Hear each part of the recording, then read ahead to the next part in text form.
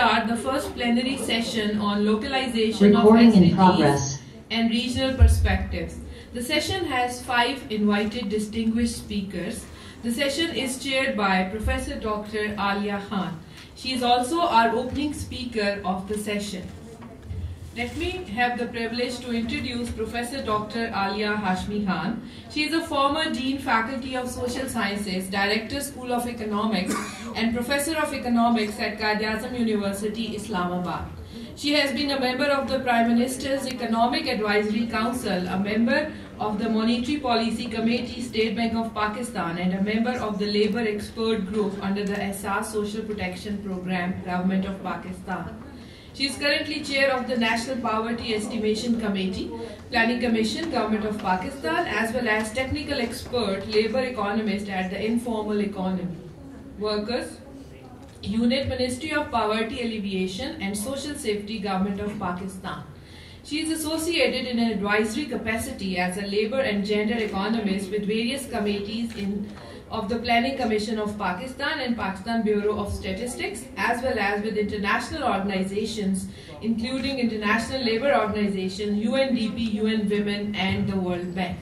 In her academic capacity, she has conducted independent research and also supervised Master's, MPhil and PhD research with a special focus on issues impacting the social and economic empowerment of women in Pakistan. She was awarded the President's Medal in 2010 in the category of higher education. Thank you, ma'am, for your time and valuable presence in this conference.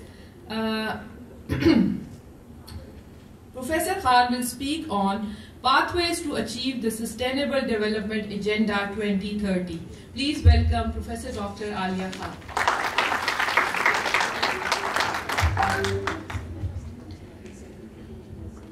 I'm very thankful to Fatima Jinnah Women University for giving me this forum to share some views about, I would not say a very recent, but a very recently debated phenomena of gender and social norms and how it intersects with the gender outcomes. And as Dr. Ishrat in his Fatima Jinnah Memorial Lecture in the morning also said that Pakistan ranks very low, almost at the bottom, just above 2 or 3 countries in the Global Gender Gap Index. And as you know that the Global Gender Gap Index is made out of different pillars, and the pillar of economic opportunities and access to labor market, that is the weakest pillar for Pakistan, and that is one of the reasons why Pakistan ranks so low on the Global Gender Gap Index. Now, all of you here sitting in this auditorium are privileged enough to pursue a higher education degree in economics, and it is sort of surprising to see that when these human capital investments do not translate into labor market outcomes, what goes wrong? Where is the link that gets broken? So let me talk about that link, and since this is a sustainable development conference, I am going to touch upon Sustainable Development Goal 5, which deals with gender equality, not only in labor markets, and I have given a list of resources which are going to be extremely useful for students and researchers to pursue this topic, because I think each one of you should ponder upon this question. And if I take a poll right now and ask how many of you have thought seriously about which career path you are going to follow after completing your degree from Fatima Jinnah University, I am 99% confident that I am going to get very random answers, and that is not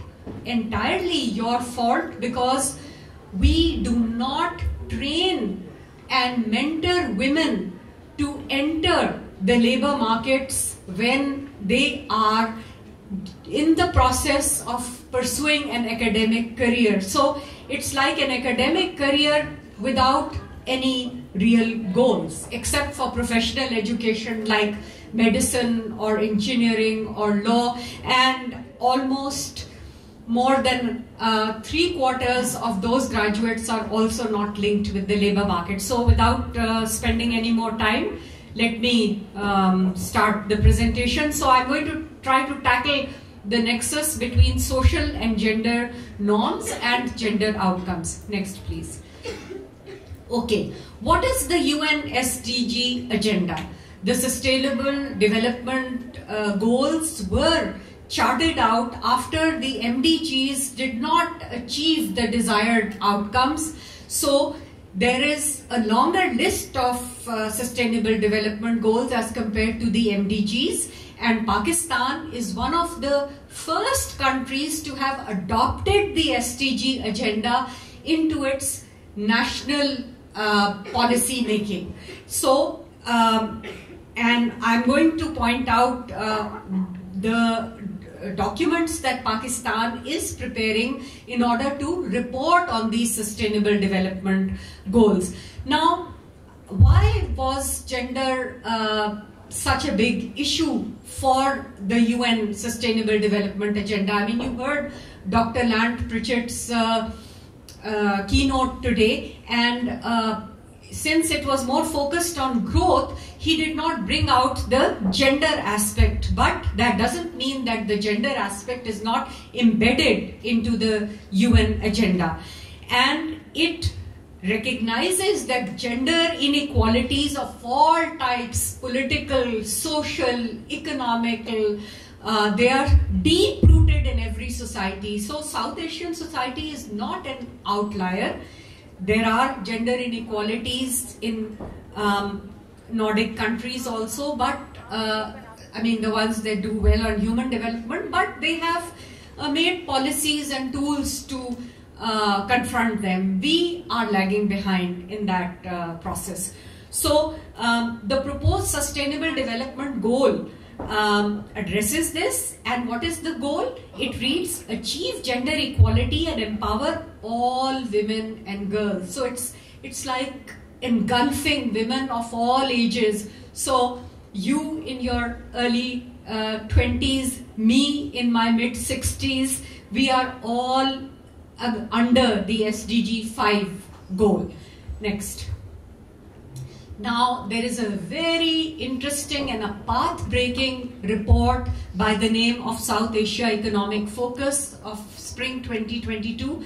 South Asia Economic Focus is a biannual publication of the World Bank's South Asia Economist Office, and you must all follow these reports because they give a very good regional comparison over one particular topic. So this one of Spring 2022 was on gender norms, and it says reshaping norms, a new way forward. And let us see what the new way is, because I'm sure this talk about gender norms being prohibitive and constraining women's labor force participation is nothing new. So what is new in it, we are going to see. So it recognizes that despite decades of economic growth, now even if Pakistan has not experienced decades of continuous economic growth and has episodic economic growth trajectory, other countries in the region have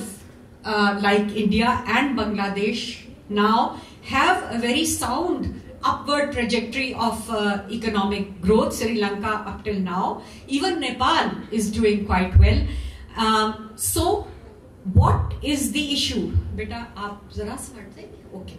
So social norms can be a key obstacle to achieving gender equality. Now this recognition by the World Bank is something to be noted, and since this conference is being held in collaboration with the World Bank, I have specifically used the platform of the South Asia Economic Focus to make this pitch.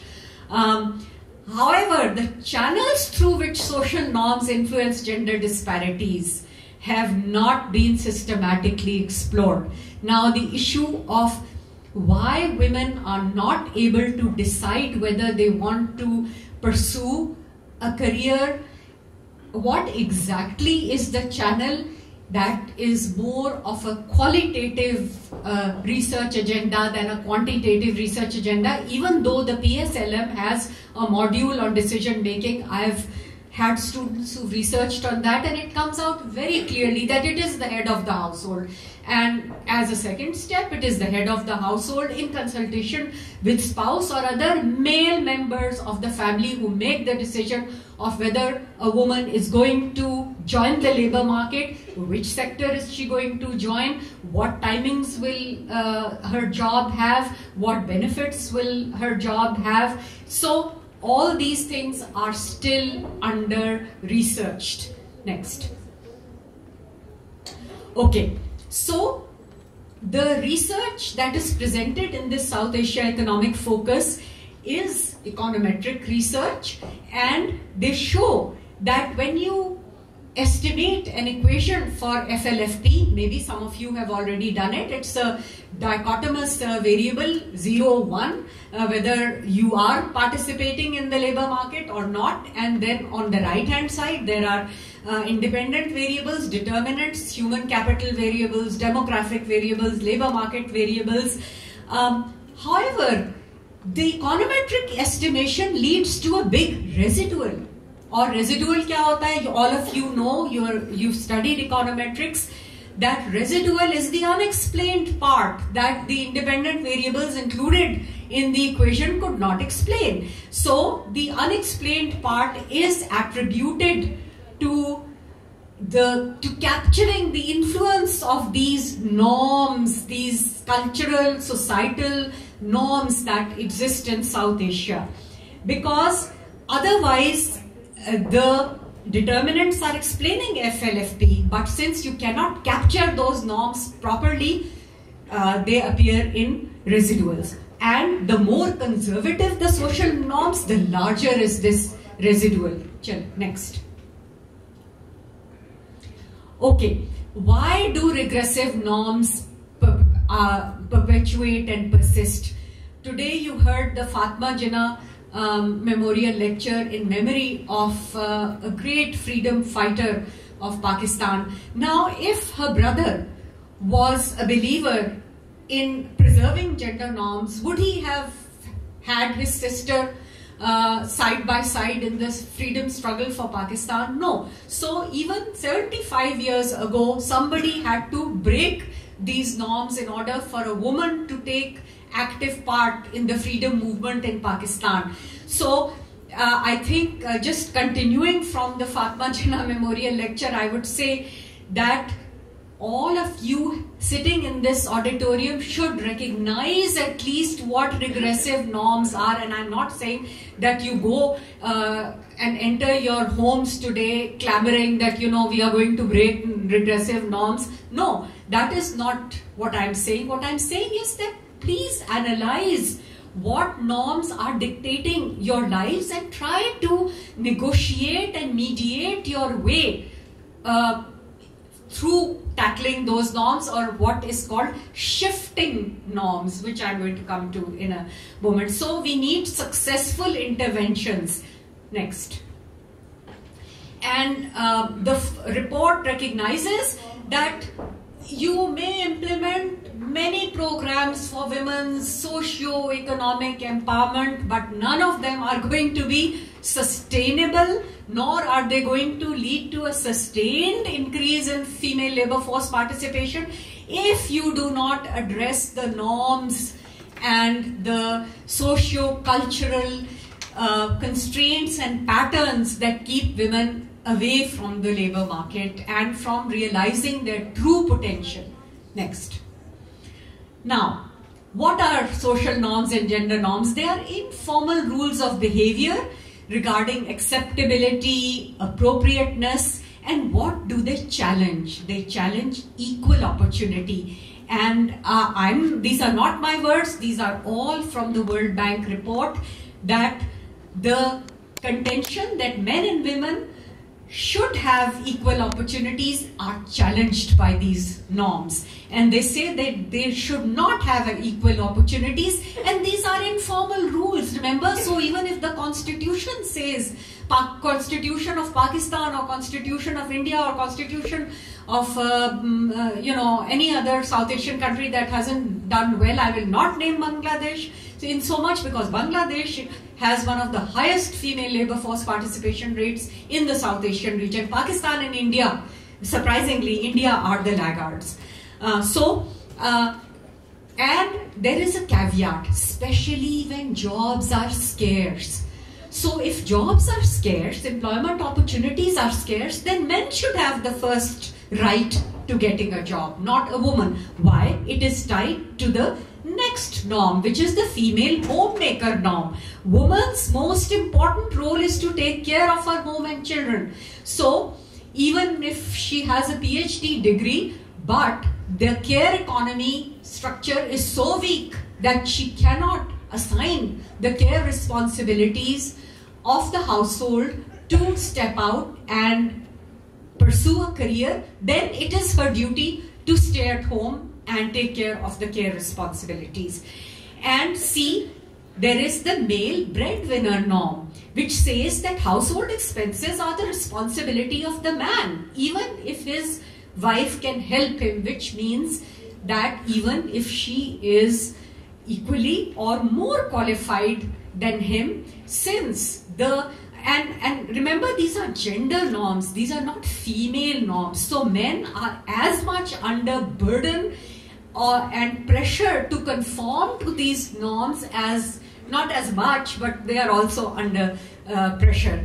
And if you have seen any Pakistani dramas, you would have seen that if the father is always telling her daughter or her daughter-in-law that we didn't get you educated to pursue a career. Why do you need to pursue a career? Your husband earns. What do you want to go out in the job market for and face all these difficulties? So these are the messages that we are giving. So remember these three norms, because these run through the whole substance of the report. Next. Okay, coming to Pakistan.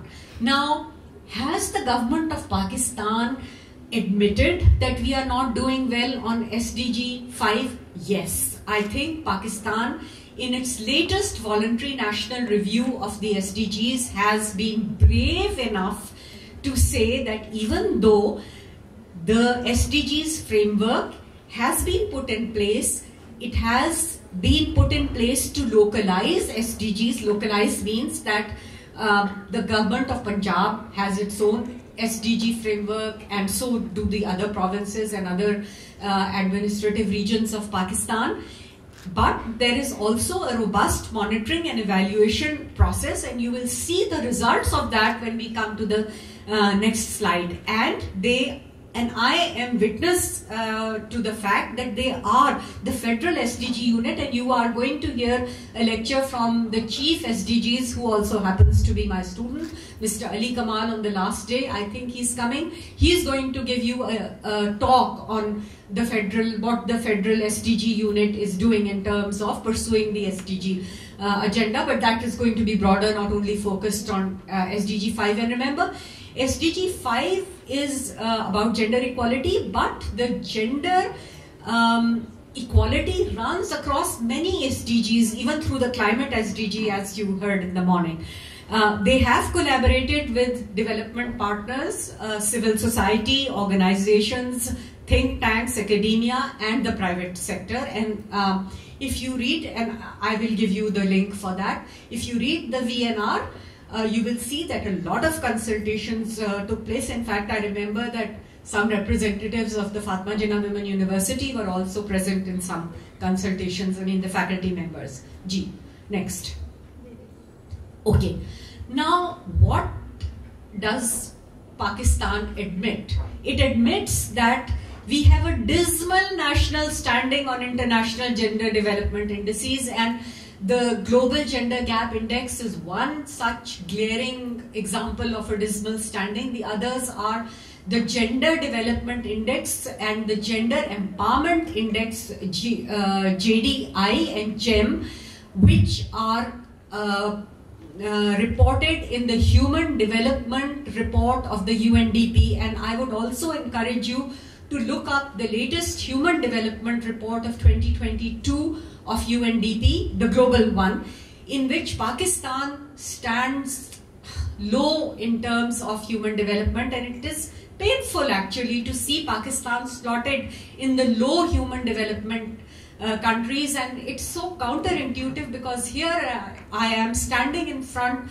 of a whole pool of girls who are pursuing education, and then when you read a statistic that says that the average years of education for a person aged 5 to 25 in Pakistan is, guess how many years? Any guesses? 4.5 years. And that says something about the size of the youth bulge that Pakistan has, and the capacities and the capabilities of that youth bulge. So you are just a minuscule portion of the youth population that is in Pakistan, and that has not even attained a primary level education. So this is the magnanimity of the challenge that we have. There was a saying once that if you start thinking about economic growth, you cannot think of anything else. I would say that for Pakistan, if you start thinking about human development and the lack of human development, you cannot think about anything, and you will try from morning till night to just work for human development. Okay, so VNR says, although there is some progress on SDG 5 gender equality targets, each goal has targets, and Pakistan has not adopted all the targets, because the UN also prescribes to adopt targets that are easily measurable in the short term, and then build your databases to track more targets. However, the gender gaps are large and need to be reduced significantly. So at least you have to give the government its due that they have recognized the problem. But again, the issue is what is being done about it. What are the pathways next? Okay, now this is all from the VNR. I'm not saying this. So again, the VNR does accept that social class, social and cultural norms, and presence of male family members, number of children are just some of the variables that have been identified as having an impact on women's decision to work. Another major factor is the lack of safe, affordable and accessible transport facilities and accommodation. Do you know that many of my students who graduated and got jobs in cities other than the city of their residence had to turn down those jobs because they could not find affordable, safe living? So that is, it is not, you know, it is a part of the infrastructure, and you can have many programs for educating women and even generating job opportunities, but if, I mean, you know, you don't provide the complementary infrastructure, and of course that coupled with gender norms, not everyone's family is going to say that you are going to live in a portion, in a rented portion. Only if the employer provides safe and secure accommodation, only then we are going to allow you to go. So it's an intersection of gender norms and poor infrastructure for women. Next. Lack of suitable and affordable childcare. Now, I know that not many of you sitting in this hall are old enough to be in the reproductive cycle of age, but I have, you know, seen how difficult it is to balance family and even academic responsibilities, because many of you go home and play your part in household care responsibilities also, and sometimes you cannot even you know, give proper time to your academics because you have to support your mother or your elder sister or your daughter-in-law, your sister-in-law in performing household care duties. So why don't we accept that the care economy and the care sector is a very important sector to be paid attention to? And after COVID, even the most advanced economies have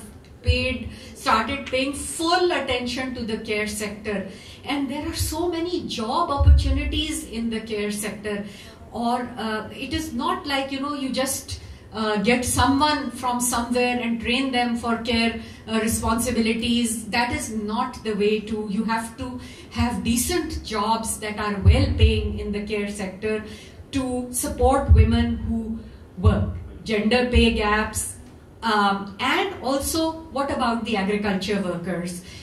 Most of the agriculture workers in Pakistan are, the women agriculture workers are unpaid agriculture and livestock workers, because their work is seen as an extension of their household responsibilities. Okay, they are cooking in the house, so they should also take care of the livestock, even though they are doing something very technical. That the knowledge that these rural women have about tending to animals and taking care of animals is very technical. Not everyone can do it, but is it recognized? No, they're not recognized as registered workers in the agriculture sector. Next. I think we are okay. VNR accepts that gender inequality is a deep-rooted menace in Pakistan. It is hampering socio-economic advancement and progress. And it is also saying that women's engagement in formal political processes has improved, but it does not commensurate with their share of the population. How many of you, obviously all of you know that women make up almost 49% of the population of Pakistan, according to the latest available labor force extrapolated data, because the latest census data has not been released. It will be after this census, and it will be the same proportion. Next. Okay, so what is the policy nexus? I'll finish. So we have to learn how to perceive norms properly and measure norms properly and correct blind spots. This is from the report and other associated resources that I'm just going to list. And also we have to link with what is going on in the region. देखिए अक्ले कुल किसी के पास भी नहीं है. So we have to learn, what did Bangladesh do, what did Nepal do, what did Sri Lanka do, what is India? Their top hot topic is why is the Indian female labor force participation rate falling. Have you heard this topic on the talk shows? No, nobody is interested. Yes, they do report violence against women, but they don't relate the violence against women to low female labor force participation in the media that much. So policy outcomes should be measured in relation to their effectiveness in shifting of norms. We have to learn to research as to which policies shift norms. And I would be very happy that if Fatma Jinnah Women University students design in collaboration with their faculty design a project about shifting norms. It will help you, it will help many other women of Pakistan. Next. Okay, these are just some pathways: progressive legislation, reform of regressive legislation. I don't have time, but we can have a separate session on this, that it's not only new legislation, it's some old legislation, pieces of legislation also that have to be reformed. Age at marriage. Sindh has very progressively increased the age of marriage, whereas other provinces have not increased the age of marriage. आप लोगों को पता है कि legal as of marriage क्या है पाकिस्तान में generally? No, 15 or 14. So it is in the constitution still. It is not 18. it is the age of maturity in terms of having legal ownership of property or getting a CNIC, but the age of marriage is legally is not 18. Go and look up the law. Just Google age of marriage and you'll get it. 18 hota to phir koi masla hi nahi tha. Okay. So, formalization of the care economy, recognition of the monetary value of women's paid work, and formalizing the informal economy. I'm throwing in all these, policy pathways for you to think about, possible solutions. सब कुछ informal sector में होता है, लिहाजा जब तक उसको formalise नहीं किया जाएगा बहुत मुश्किल है कि हम उन नॉर्म्स को भी ब्रेक करें, because after all, what are gender norms? They are part of the informal setup also. Okay, next are just resources. I would request Dr. Bushra to share this with the students so that they can, explore these resources. Next. These are all the international as well as the Pakistani resources also, and you can see that there is a lot of literature on Pakistan also by the Planning Commission of Pakistan, most of it coming out from the federal and provincial SDG, mostly from the federal SDG unit. So the problem is well recognized, however the pathways are for you and me and everyone who's engaged in this conference and is concerned about the role of women in the sustainable development and sustained growth of Pakistan, to remember Dr. Pritchett, that we have to play our part in that. Thank you very much.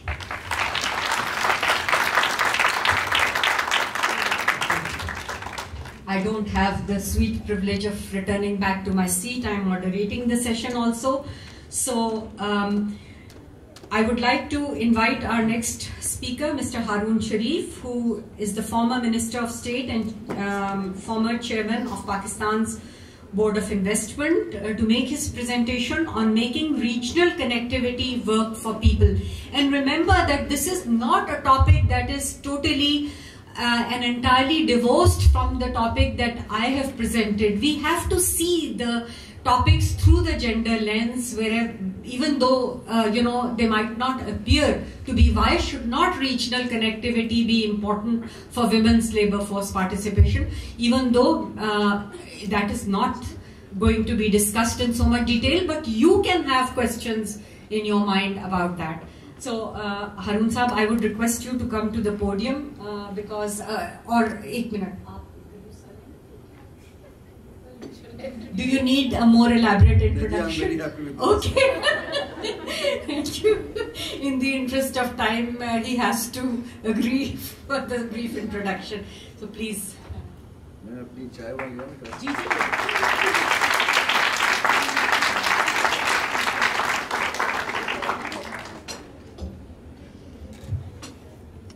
Bismillahirrahmanirrahim. Very good afternoon and Assalamu alaikum. I'm grateful to Fatma Jinnah University for inviting me and Dr. Alia Khan for the introduction. Dr. Ishrat Hussain, our senior colleague, is sitting here. It's a pleasure to have you here. And Sakib and ladies, I can't say ladies and gentlemen.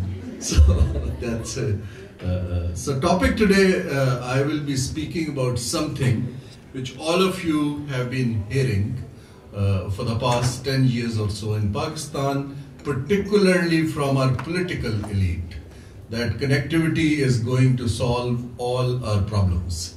So it's like a solution to SDGs, it's a solution to growth, it is transformational, it's a game changer. So ye sari cheezein, everything we have been hearing. So today I'll try and unpack first of all, where do we stand in terms of connectivity? How does it matter to our lives? Because koi bhi any investment or a public sector public policy intervention, unless and until that translates into lives of the people, how good it is and why it is not translating in terms of benefiting our lives to the level what it has been sold or oversold. So that's what we'll try and unpack in the next 10-15 minutes. The next slide please. So what I would like to start with, this whole phenomena of connectivity. So if we go through the economic literature, so about 2 decades back, so Paul Krugman and others started talking about a concept of new economic geography. Now geography, economic geography actually is basically, in simple words, it takes your geographical proximity as a comparative advantage for growth and trade and shared prosperity. So I would encourage all the students to look at the concept in more detail. It has become even more relevant post-COVID because, traveling and transport costs have really increased. So the neighborhood of a region has become far more relevant. Having said that, so if we look at it, so what it has done is it has integrated large economies of East Asia, China, India with rest of the world, because we were working on this whole phenomena of global value chains, globalization. So I've given some numbers that how labor force in the global scene increased because of connectivity. So ये connectivity जो है, this is something which China has led in our region, and it's a good example in a way, China, that they used proximity very successfully. They did export-led, investments, labor migration to the eastern part of China, better productivity, but then started investing in lagging regions, and we saw highest number of poverty reduction and social inclusion in China, which we call in a way a miracle. Now where do we stand in Pakistan? So Pakistan is trying to use a Chinese-led connectivity to our advantage, and in next slides I'll try and explain how and where are we and what we are doing. Next slide. I would also like to highlight here that we call this an Asian economic century. हम इस पे पढ़ते भी हैं, people talk about it, but what does it mean for our region? Can we integrate to benefit from the Asian century? I have given some numbers. ASEAN countries basically, they control now 30% of global GDP and a similar number of global trade. Now just imagine in Asia, just one block is so powerful in terms of their economic positioning, because ASEAN basically did that, connectivity as a tool to strengthen themselves. And they invested in human development, they invested in skills, they invested in technology, and they became leaders globally. We are also seeing more Asian economies like, India we already know after China, but Indonesia is coming up rapidly as another, economic power in Asia. And lots of analysis say that in the top 10 economies of the world, Indonesia will be very much there in near future. Another phenomena in our neighborhood which is happening is that oil producing countries are diversifying. Saudi Arabia is diversifying their economic base. They all will start using these regional markets more and more in future. So that's so far the positive story. But I will go back to my fundamental question, that how can Pakistan reposition itself to be part of emerging Asia? Why we are failing? And we should have no hesitation is acknowledging our fault lines. हम बहुत दफा अपनी fault lines पे we basically try and cover up. Unless we look at data, look at evidence, look at our weaknesses, we cannot frame a public policy which is progressive enough to overcome these. My second question today is that, how can connectivity benefit people? And I would also like you to open up your minds and think about कि ये जो CPEC का सारा corridor बना है, और even पहले, even we saw the motorways from Peshawar to Lahore. Other than cutting down the traveling cost, what impact it has had on the socio-economic development of Pakistan? Sustainable development is, a much bigger question, but this is something as people of Pakistan, we must question ourselves and our policymakers. Next, please. And that labor force is. that we need to basically research, talk about it, and raise it at every level. But still, Pakistan, other than Bangladesh, we remain reasonably competitive if you look at it. So we are cheaper than China, we are cheaper than India, and even, you know, quite competitive with Cambodia. Bangladesh remains still cheaper than Pakistan, and that's a number which I got basically from the government. So I did not give a specific source. So हमारी selling pitch basically has been that we can reduce the cost of production because we have young and cheaper labor available to the region. Next slide, please. So what is this connectivity? You know, let's look at these lines and why China is doing it. Now, China is a success story, but China is a production hub of the world. Almost 70 to 80% production takes place in China. So China needs new markets. China sees that global economy is slowing down. They predicted long term back that, you know, there would be political tensions, which we are seeing US-China tensions now. So ये जो corridors हैं China के under the Belt and Road Initiative, so it goes right on the top in the north, the Mongolia, Russia, फिर Europe की तरफ जाता है, the Eurasia land bridge they call it. Then there is one going towards Central Asia, and then it's Pakistan-China economic corridor, and then the other one goes towards the Indo-China Peninsula, Bangladesh, all the way. That's the plan they had under the Belt and Road Initiative. Just as a memory, I just wanted to put in. So we are concerned here mostly in the China-Pakistan economic corridor. Next slide, please. इसके अंदर I have simplified it in three categories. So what does this corridor mean? It started with infrastructure investment. Basically, road all the way from Western China, Kashgar down to Gwadar. And it looked at port development in south of Pakistan, in Gwadar city. Also the power generation, which was a request from Pakistan, so lots of power. So I am very, in a way, the first phase is pretty much done, roughly $22 billion. And we have seen results, but I go back to the question that other than improving the supply of power, do people really see benefit in terms of their income levels, in terms of their quality of lives, in terms of their business opportunities?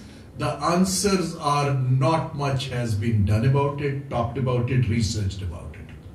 Second part which I was leading, it's called industrial cooperation. You build the road connectivity, you build the port, so you do economic zones. That's the model of China. I'll just show you a chart that we committed 9. When I was in the government, I prioritized 4 out of those.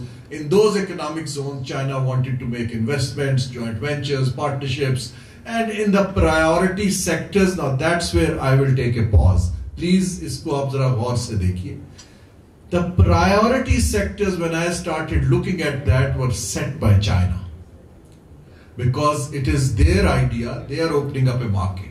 What I encouraged our policymakers and students and researchers is that it is, if we want to make connectivity work for us, we need to set our priorities and negotiate. कि हमारे फायदे में इसका क्या है? So that is where I wrote it down. China thinks socio-economic development in a very particular way. Again, it is infrastructure-led. So they have set up skill development centers in Gwadar and others. They are providing solar panels to poor people in Balochistan. They are also setting up some hospitals. That's their way of looking at it, that this is their contribution. And by the way, not many people know that after the recent floods, China is our largest donor so far, by the way, and I must thank them for that. It's almost $100 million of support they have already given, while the other donors are waiting for the assessment and a donor conference in November. So on that part, China is very swift and they care about people of Pakistan, and we must, compliment and pay our compliments to them. Next slide, please. So ये जो आपका पूरा corridor का structure है, I have deliberately taken data in this slide up to 2018 because then we had the COVID time, which was an unusual time. But just see that because of CPEC, lots of investment came as compared to other countries in the past, 8 years or so. So China is the red bar. And that most of this investment went into infrastructure. Now, one would question that, is infrastructure something which is inclusive in nature? Does it help the poor directly? What does it mean for you actually if there are, roads all the way to Balochistan? So that is a question which our policymakers has not looked at it in detail. And people are unaware. That's why the propaganda happening against this connectivity, Pakistan does not have many answers. So as the students of economics and social sciences, I encourage you to look at linkages of job creation, productivity enhancement, women participation, skills development, income levels going up. वो कैसे जाएंगे? खाली सड़क से तो नहीं जाएंगे. देखिए ना, जो मोटरवे बनी है, what we call economic corridors, it's not a good news. More than 40% of economic corridors fail in their objectives of investment as economic corridors. They remain either a road or, a port, but it does not yield the return on investment. So we need to question ourselves. To me, Lahore-Islamabad motorway is a failed economic corridor. It is a luxury for the people who drive cars and go from one city to another. We could not use it. Uske daima aapko koi industry nahi dikhai deti. We saw service stations, we saw McDonald's. We don't really see activities which it could have generated. I basically question myself and others to look at that angle. कि अगर आपने brick and mortar खड़े कर देने हैं, सड़कें बना देनी हैं, port बना देना है, does that translate into economic prosperity and growth or not? That's the debate I'm just raising today, and I will give you certain barriers and way forward. Alia, how much time do we have? I will wrap it up. So, one thing is very clear, that China became the largest investor in Pakistan in that decade, or mostly infrastructure and power projects were given. There's a lot of myth and talk about Chinese, debt trap to Pakistan. I can only simplify it for you. That's almost 10% of Chinese investment is grant in Gwadar. About 20% of Chinese, money which came in, that is the real investment, what we call the shareholdings, equity participation, and remaining are softer loans of different duration. So that is the structure. But where China has gone wrong, it's a little stronger word, they have not analyzed Pakistan's macroeconomic fault lines. Unko bhi chahiye tha ki rather than taking the word of their so-called iron brother, they should have looked at that what is our capacity to repay, because now we are struggling to repay some of that. Next slide, please. These are the economic zones which we agreed, and that why I'm showing this chart is the 9 zones under CPEC. One is in Islamabad, one is Baltistan. You can see it on the website. Balochistan के अंदर 2 हैं, गवादर में है. One is Bostan near Quetta, Dhabeji in Sindh, then Allama Iqbal in Punjab. Since I was in charge of that in KP mein, there is a Rashakai. Now we hear a lot about these economic zones, but let me tell you, the only functional economic zone out of these is the Allama Iqbal industrial estate, which is in Faisalabad. Now, why it is successful? It is connected to markets. Already industrial base is there. Skilled labor is available. People can start business quickly. We did a second zone. It's all full now. The others are struggling. Again, unfortunately, more than 50% of the economic zones fail. That's what data tells us. हम economic zone को किस तरह देखते हैं? That's an important question. We look at economic zone as a piece of land, a walled piece of land, like a real estate housing scheme. We basically try and sell land to industrialists, and give some fiscal incentives. Let me explain that the data suggests that these things are not the right incentives for economic zone. Economic zone is like a ship. You come in, you find everything within that. The regulatory permissions, the banking, the customs. It is the ease of doing business in that space rather than just giving a nice compound and a gate, and which when I analyzed 3 years back in our existing economic zones, 85% of the zone did not even have proper utilities.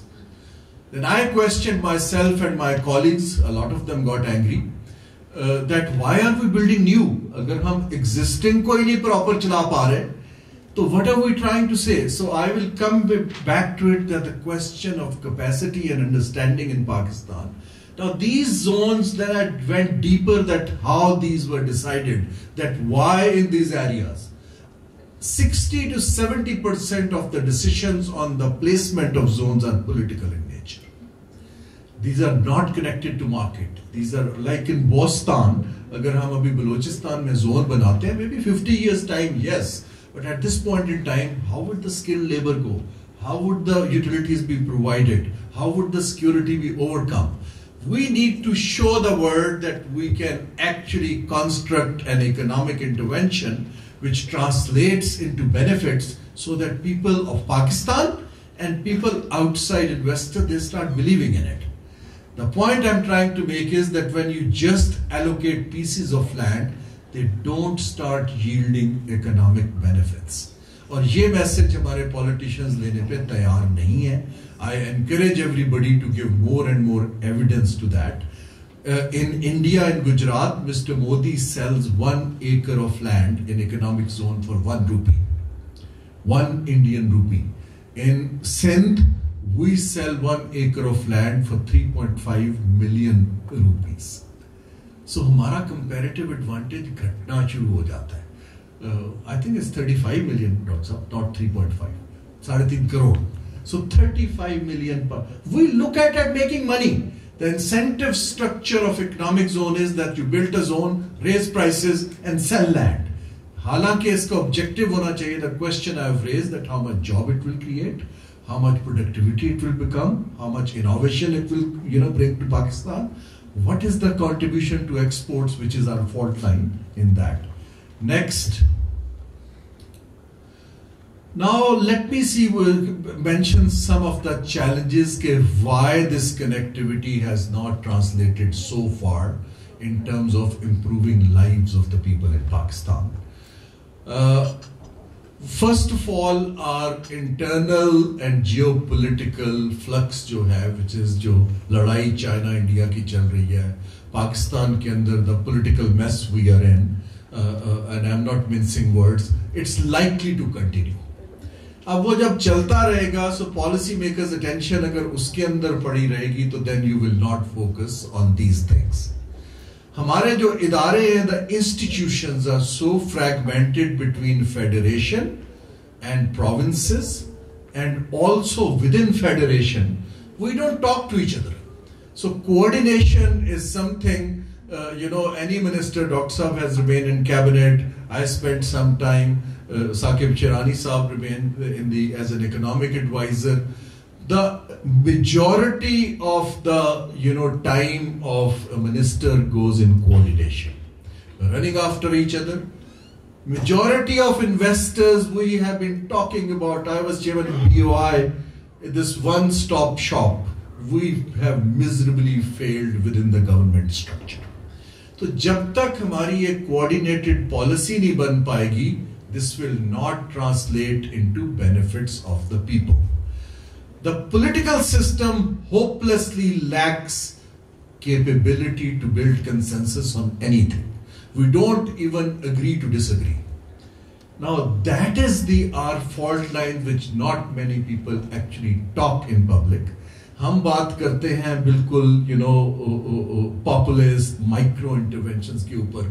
मसलन हमारे जब prime minister साहब किसी दौरे पे जाते हैं, I took out 18 years of statements. In all 18 years statement लिखा हुआ है कि we will increase trade to $5 billion.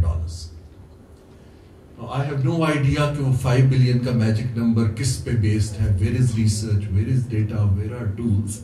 Similarly, we just tell economic zone बनेगा, हमारी जिंदगी ठीक हो जाएगी. Stop believing that, please, on these talk shows and medias and politicians, and look at evidence how lives will be improved. That is my message to the younger, people. We have very serious, as I said, infrastructure alone is nothing. जैसे आपकी university बन जाए एक brick and mortar, जब तक वो अच्छी पढ़ाई नहीं होगी, lives of the people will not improve. Same as infrastructure alone, that will not improve. Weaknesses in financial market. Now, Dr. Ishrat has remained governor central bank. हमारे पास long-term project financing available नहीं है in Pakistan. That is a fact. We have 80% of our banking is commercial bank, which is risk averse. They really don't know how to do development financing.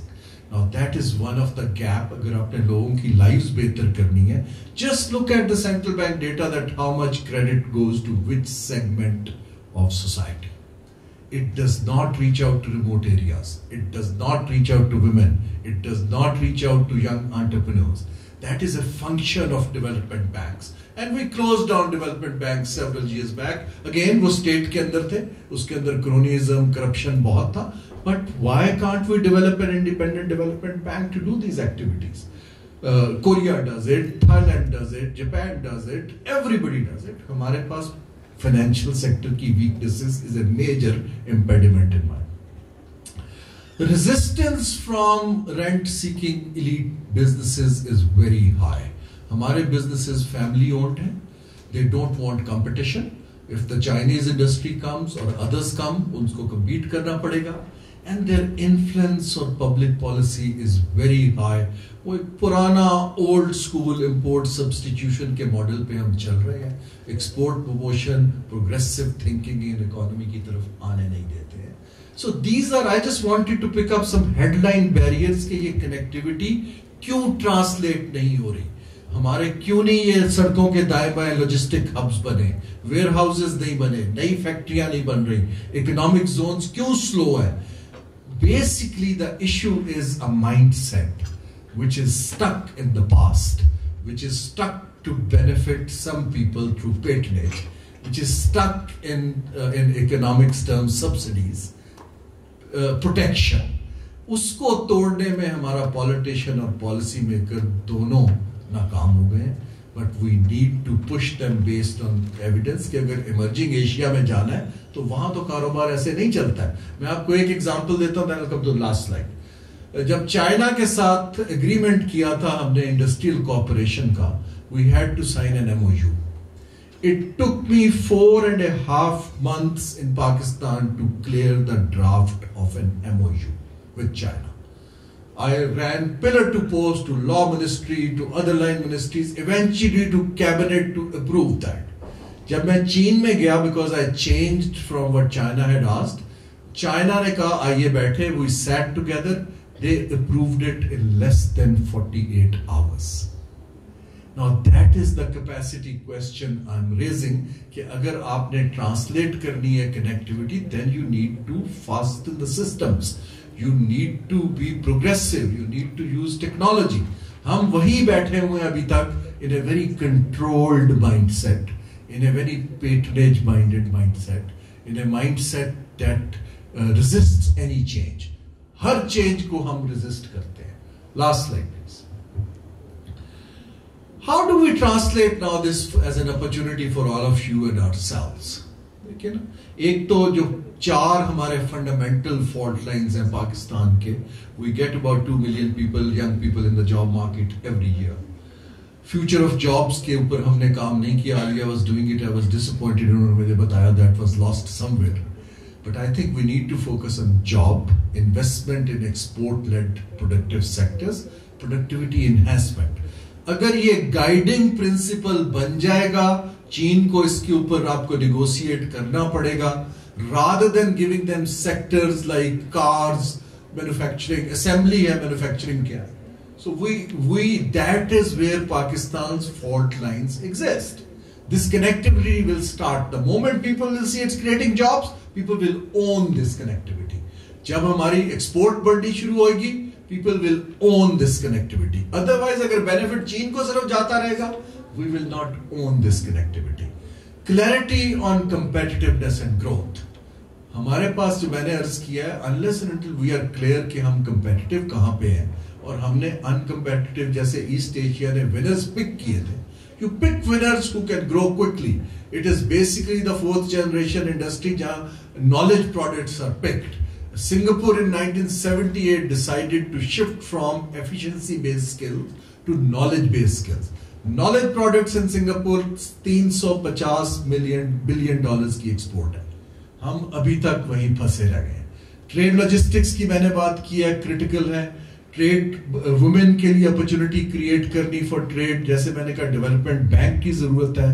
Economic zone की policy and regulation, it should not be seen as pieces of lands, it should be seen as, you know, a regulatory space which creates incentives for people to start plug and play business. Then, you know, skills matching, future of jobs. हमने labour का advantage बताया, labour का advantage गायब हो रहा है. और again lighter tone, जब मैं वजीर आजम साहब के साथ गया, हम हुआवे के चेयरमैन को मिले, तो मैंने जो ब्रीफिंग बताए थे, ज्यादातर वजीर आजम ब्रीफिंग्स पढ़ते नहीं होते. So what happened was कि उन्होंने उनसे कहा कि आप आके मोबाइल फोन क्यों नहीं असेंबल करते पाकिस्तान.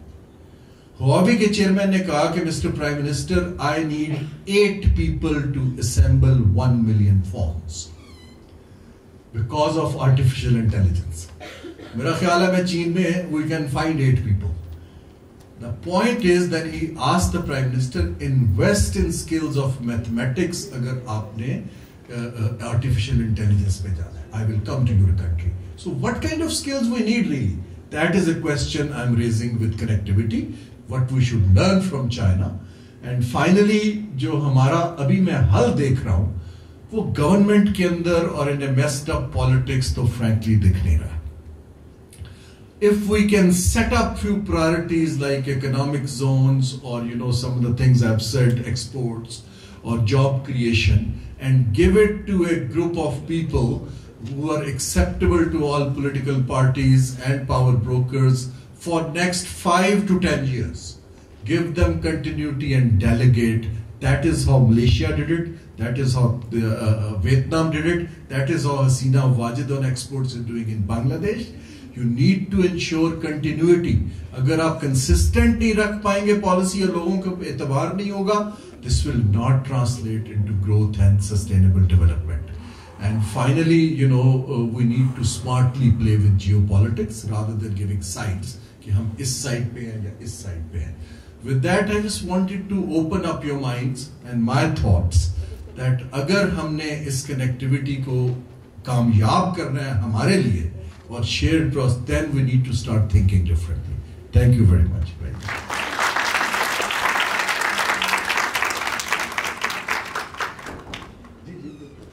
Well, SDGs के 4 या 5 SDGs मेरी presentation से linked हैं. One is the digital connectivity adaptation का SDG, exact number मुझे नहीं पता. Industrialization का SDG, reaching out to marginalized का SDG, women empowerment का SDG, and basically decent jobs का SDG. There are 5 SDGs which directly this connectivity can hit, provided we tailor our response accordingly. That is the gap I wanted to highlight today. Sorry, I did not specifically say SDG number so and so, but these are the goals. But in SDG की financing के अंदर, I'm very worried that how would you put money behind it, because globally liquidity is shrinking. Thank you very much.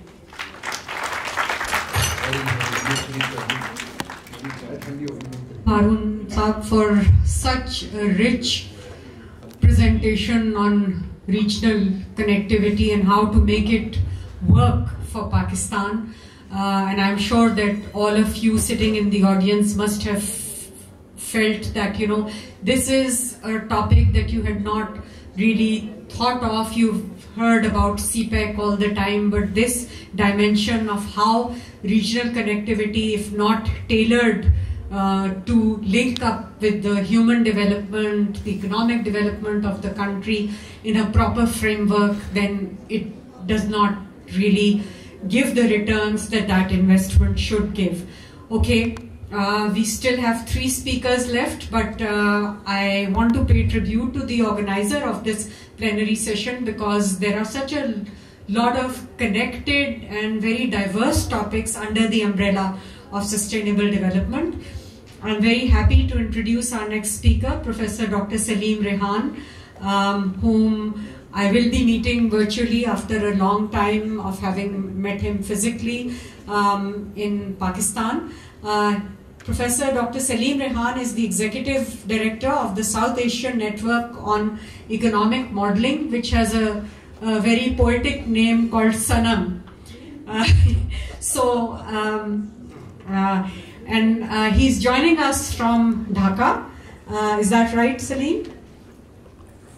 Yes, it is, Professor. Okay, nice okay. So welcome to Islamabad virtually, and I hope that we can meet physically also. And I'm sure you must be feeling very good because from this podium, I think we have recognized the efforts that Bangladesh has managed to undertake through policy and programmatic interventions in claiming its position in South Asia, and I think we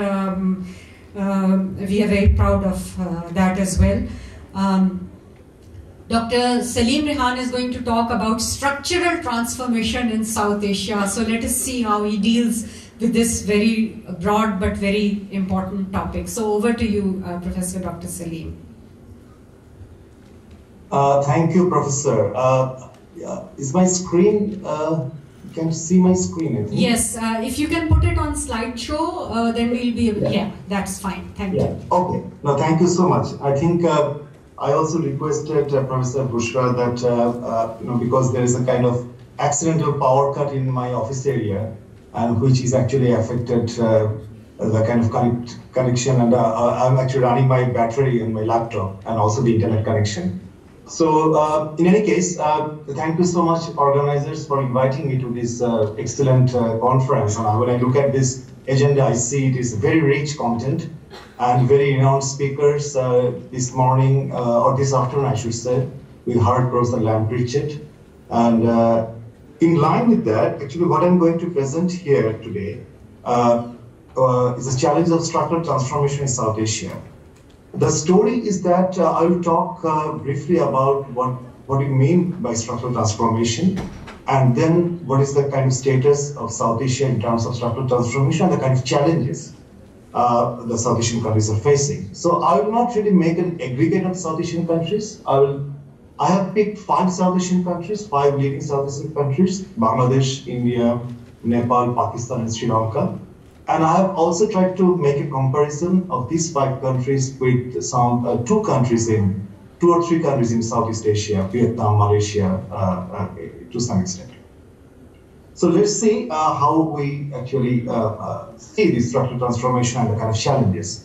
So I think all of us know that what by structural transformation we mean shift of economic activity from a less to a more productive sector, which spurs economic development in the classical school of economic theory, for example, from Lewis and Calder, as well as pioneers of sectoral-based analysis in development economics, such as Chenery, Hirschman, and Midra. We have seen this kind of mentioning of structural transformation and its importance. And why is it important? Because the major factor, I'm just trying to say in one single sentence, but there could be many, many explanations to that. But I try to emphasize on that particular point that the major factor differentiating successful countries from unsuccessful ones is the pace at which this structural transformation unfolds. So I think to some extent, the way Professor Lamprecht actually was talking, he was comparing countries with respect to the growth in per capita income and the kind of definitely structural transformation, which also brings with the growth of per capita income. I think that really makes how there are some successful countries and there are some unsuccessful countries. So let's have a look at the economic growth performance in South Asia. And when we talk about economic growth performance, we mean annual GDP growth rate. So here I have plotted the 5 South Asian countries, and since 1972, so almost last 50 years, so that was the whole idea. So last 50 years, what is the kind of growth or experience in terms of GDP growth experience, annual GDP growth experience of the 5 South Asian countries? You can see that while Bangladesh has a kind of gradual rise, but when in the GDP growth rate, India's performance is also remarkable in certain periods. India has episodic very high economic growth, but if you can say, in terms of stability of the growth rate, is not that great as Bangladesh actually achieved. Nepal actually experienced a kind of secular decline. Sri Lanka was also kind of, you can see that decline. And in Pakistan's case, as we have been hearing from other speakers, is the growth story has not been that great. So in terms of economic growth in South Asia, we are seeing very mixed picture. India performed well. India made a lot of progress and also had very high degree of economic growth in certain episodes, but high degree of volatility as well. In contrast, Nepal, Sri Lanka, and Pakistan, they had some periods of high growth, but over the years, if you take a very longer time horizon, there is this kind of secular decline. But in contrast, Bangladesh appears as a different story, where it has a kind of secular rise. Probably we can forget the very recent episode of COVID, but in general, these countries actually had this kind of growth episodes. Now, this table is interesting. What I really wanted to do, I want to make comparison of these 5 countries of South Asia with China and Vietnam. Now, this is a very interesting story which actually is unfold. Here you see, in 1985, all these 7 countries, they had almost similar per capita GDP, around 250 to 350 US dollars. You can see what I have done here, that I have made Bangladesh per capita GDP as one in 1985, and then I have just made other ones in proportion to Bangladesh's per capita GDP. You can see that India had a higher per capita GDP than Bangladesh. Nepal, of course, had lower per capita GDP. Pakistan has almost 1.4 times of per capita GDP than Bangladesh in 1985. Sri Lanka had 1.5 times.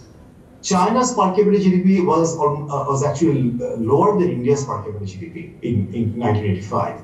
And Vietnam's per capita GDP was much lower than Bangladesh's, was much lower than per capita GDP of Bangladesh, and of course, much lower than that of Pakistan. Now, what happened in 2020? You can see in 2020, things got radically changed.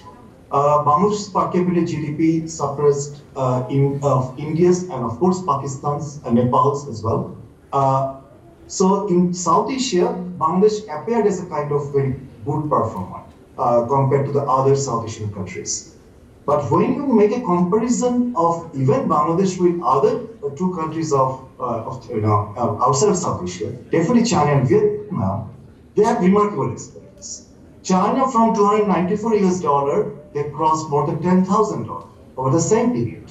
And they actually increased their per capita GDP by more than 35 times. And Vietnam by 15 times. So Vietnam's per capita GDP is 1.56 times of Bangladesh's per capita GDP in 2020. So in South Asia, what we found that Bangladesh and Sri Lanka, they had around 9 to 10% of growth in per capita GDP when we compare 2020 over 1985. But the performance of Pakistan was not that great, and India had a bit of moderate performance, and Nepal as well had some moderate performance. So with this kind of comparison, that when you make a comparison amongst ourselves, probably that tells you one part of the story, and that also definitely is a good part of the story. But we need to compare ourselves means the South Asian countries, with some of the very good performers outside of South Asia. And here, China and Vietnam, they are some very good performers. Now, I also try to look at the structural change in GDP, because we are talking about structural transformation. Now, let's have a look at the structural change in GDP in these countries, in these 5 countries. So, Bangladesh actually faced an episode of, you can see the growing importance of industry and falling agriculture. Of course, the blue part is agriculture, and the gray part is services, and the yellow part is the industry.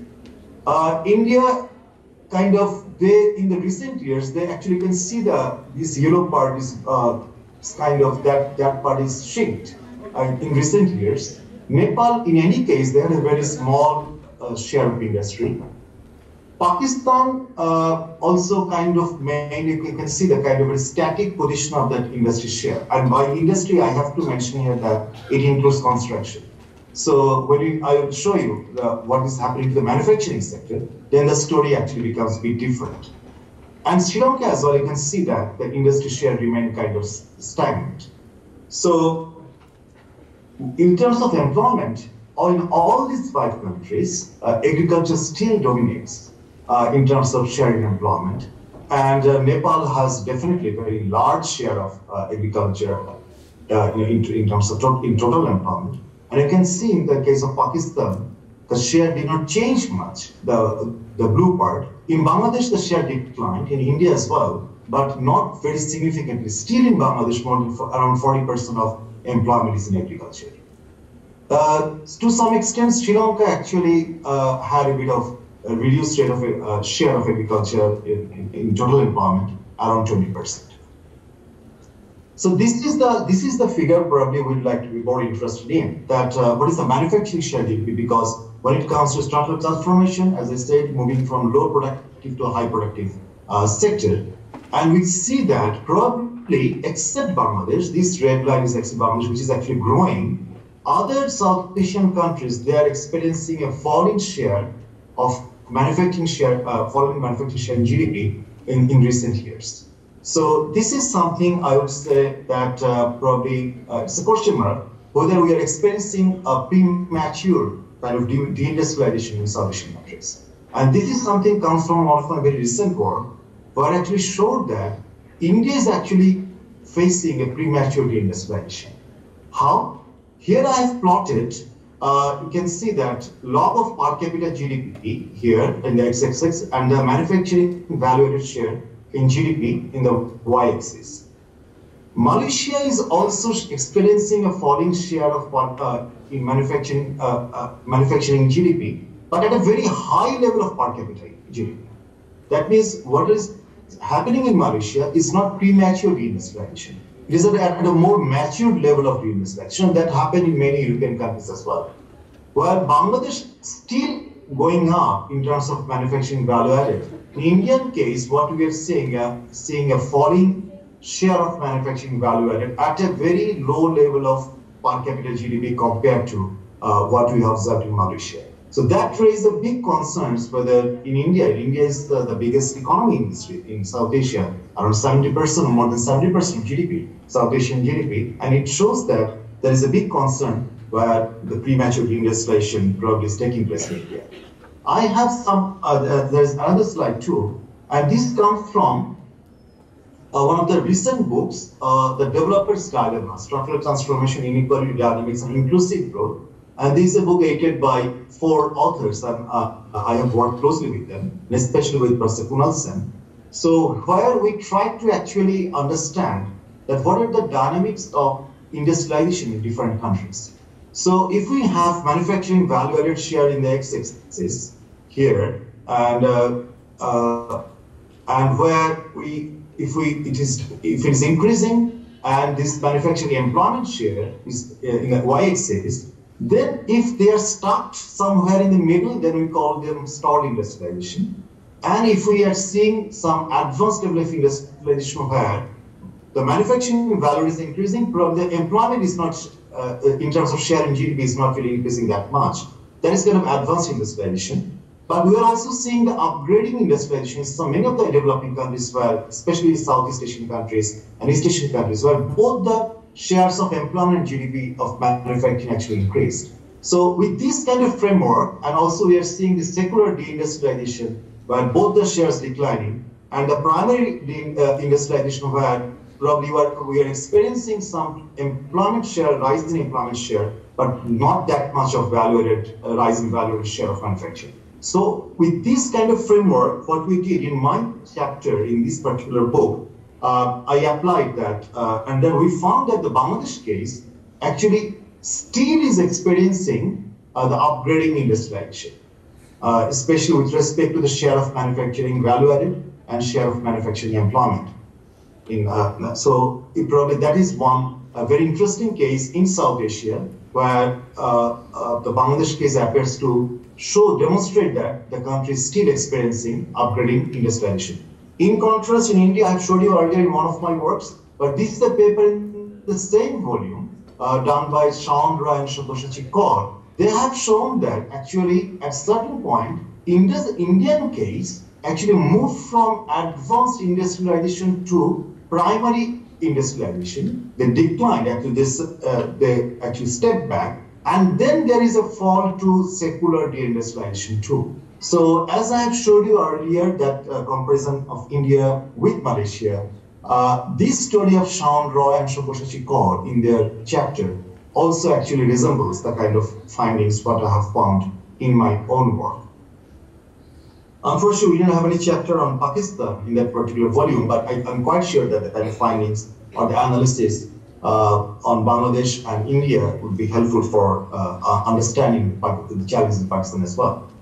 So when you talk about structural transformation, it's not only the transformation with respect to increasing share of manufacturing, value and employment, but at the same time whether that is contributing to rising inequality. So I'll not spend time here, but I just want to mention that in the same volume, we found that the kind of structural transformation which has taken place in South Asia, it has actually what we call on the top corner of the box is the Kuznets-Share tension, the strong tension. Whereas you have this structural transformation, but at the same time, there is the inequality, rising inequality as well in South Asia. Actually, we analyzed through different episodes as well. And that means the kind of structural transformation which is taking place in South Asia is not inequality reducing. It is actually, and probably we can bring in the other issues of inclusive growth as well. It's not really inclusive in that sense. Now, I will also bring in, there are two other aspects which come from my very recent work, and I'm contributing that chapter or that paper to UNESCO's one forthcoming volume, is that I'm also telling you, in addition to the premature deindustrialization, most of these South Asian countries, I think including Bangladesh as well, they are facing premature declining share of trade in GDP, trade orientation. So the top figure is for Malaysia, and Malaysia is also facing falling trade GDP ratio, but at a very high level of participation. And you can see Malaysia already has a very high level of trade GDP ratio. But look at the other South Asian countries for this period. They had a falling trade GDP ratio in general. The common story is that their trade orientation is falling, and which actually is related to their trade policy and lack of effort to or success in diversifying export basket, and many other related issues. What I'll tell at the very left, at the end, when I try to summarize. What I also observed, and this is something what I'm going to present here, that in terms of export competition, the South Asian countries are actually not doing really great compared to what Vietnam. So you can see Bangladesh have a very highly concentrated export basket. Pakistan is not too different because Pakistan has also a very high share of textile garments. Sri Lanka's export basket is diversified, but again, not very high value-added exports. And India's case as well, though India's export basket is diversified, but when it comes to, if you compare India's export basket with Vietnam's, the kind of high value-added products are there. India's export basket is still dominated by very agricultural products, mineral products, and not very high value-added products. And let alone Nepal's export basket, where we see very high dominance of the service sectors. So in terms of export basket as well, we are not seeing a kind of structural transformation, very high success structural transformation in South Asian countries. Another point, another premature thing what is happening in South Asia, which is not really helping them for meaningful structural transformation, what we call the premature falling FDI GDP ratio, or premature falling FDI orientation. Except the very recent year in India, in general, the South Asian countries, these recent years, you can observe a falling FDI GDP ratio. And we know that probably except India in recent years, South Asian countries are not very successful when it comes to attracting FDI. I have just plotted Malaysia's and Vietnam's FDI GDP ratio, though they also experience some fluctuations, but in general you can see Vietnam, their FDI GDP ratio is more than 4%, and Malaysia as well, except in recent year, they maintain a very high level of FDI GDP ratio. So I think I'm at the very end of my last slide, is that when you talk about the success of what are needed for successful structural transformation, here I'd like to highlight 4 major areas. First, I think I have already mentioned that there are some policy-induced challenges, especially when it comes to trade policy, when it comes to FDI policy, and when it comes to policies related to export diversification. So most of the South Asian countries, they are facing a lot of challenges in terms of getting their policies right. Second one, a lot of supply side constraints in the form of weak infrastructure and high cost of doing business. This is common across almost all the South Asian countries. Probably Indian case is a bit better, but when you take India's by states as well as in some cases the aggregate figures hide some of the very differences at the very state level or at the ground level. So in general, these supply side constraints they don't really help diversification of the economy as well as diversification of the export basket. All these South Asian countries, they suffer from lack of human capital. They invest still very low on education and health. If you look at their public expenditure on health and education, in general, South Asian countries, they don't spend high compared to their peers in Southeast Asian countries. And very finally, some of the institutional political challenges, I think I'm quite happy that my earlier presenter, he also highlighted some of the very important institutional challenges when it comes to getting right kind of incentives, providing right kind of incentives for structural transformation or economic diversification, and some of the political challenges in terms of rent-seeking behaviors, in terms of cronyism. And we have seen that there are many dominance of cronies in many of the South Asian countries, which inhibit getting the policies right, getting a right kind of industrial policy or broad-based industrial policy. I think all these deter having a meaningful or successful structural transformation in South Asian countries. And we have to get our policies right. We have to get our supply side constraints right and get them, and especially get the right kind of infrastructure, get the right kind of human capital, and of course, solve many of the institutional challenges for many of the South Asian countries they face. I'll stop here and thank you very much for giving me this talk. Thank you, Professor Dr. Salim Rehan. You have really dived deep into the issues of a very specific type of experience, growth experience that all the South Asian countries seem to be caught up in, and some are doing better than others. But nevertheless, when you compare the South Asian experience with the Southeast Asian experience, there are differences, and a deeper question is that will South Asia be able to break out of its development or underdevelopment trap or trajectory, or we do not have the enabling environment? Because I think every year when we get together, we do talk of the same kind of political and institutional constraints that just don't seem to be tackled as even time is going by. I am trying to relate it to my presentation. They are almost like gender and social norms. So maybe the time has come to talk about political norms. I mean, why are political norms so obstinate and so unchangeable in South Asia that, they're keeping South Asia back from its potential? So with this, I really thank you once again, and I wish you were here to get your memento, and we will keep it for you. So next time when you come to Pakistan, you can claim it from Dr. Bushra. And hopefully you will not suffer a long power outage. That is, at least we have something in common. Thank you. Thank you very much, Professor. Thank you.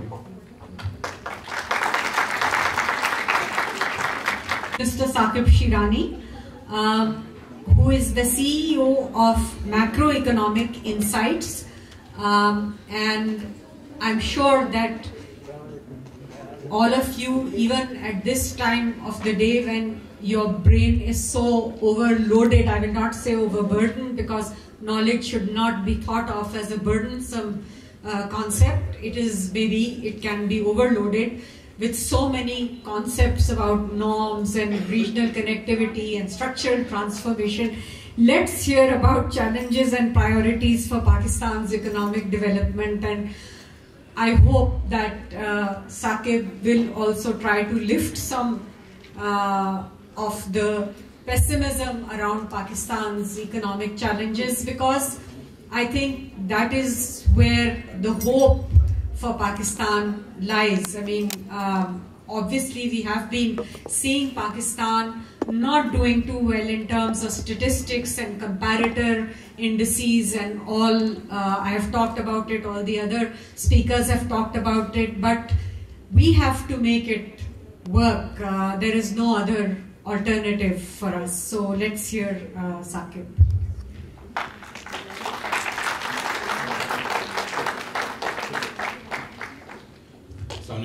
Thank you, Dr. Alia.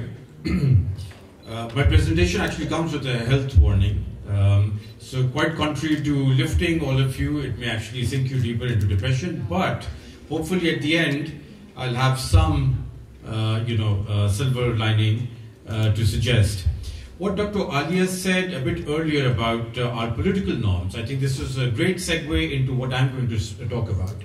Because like Dr. Saab and Haroon, myself, for the last, Dr. Saab longer, but for the last 15-20 years, I've been coming to conferences or talking at the economic advisory councils or whatever, and we're talking about, we need to increase our tax to GDP ratio, we need to increase exports, etc., etc. The same things that we have known, the same diagnostics, we repeat them ad nauseum, and yet nothing happens. In fact, things just go into, they fall from bad to worse. So I think we need to talk about the 800-pound gorilla in the room. It's become a 3,000-pound gorilla now, which is the political norms. So I think I'll try to do that. Let me just get my slide changer.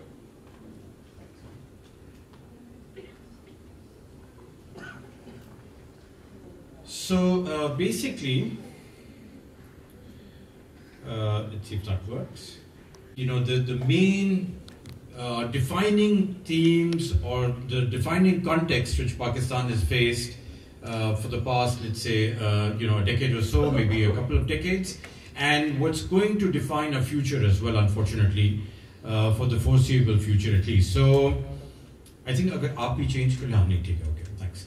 So there are three broad themes in my view that have defined Pakistan in the last, let's say, 2 or 3 decades, and that are going to define Pakistan, unfortunately, thanks to what is known as path dependence, which I'm sure you're all familiar with.